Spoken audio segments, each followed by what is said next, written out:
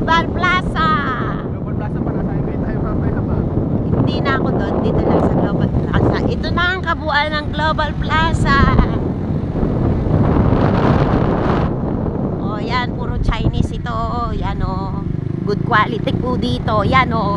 Oh, dito na ako bibili ng appliances at saka mga ano sa kusina.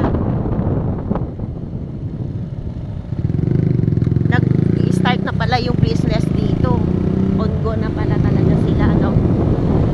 Sooner or later, eto hotel. Zero hotel yan. You can see guys, may Robinson na dito, supermarket. Oh, wala kang salamin. Dapat, yung Bass Bomb Studio na yan, kapitbahay namin yan. Oh, may Lipa Grill na rin dito.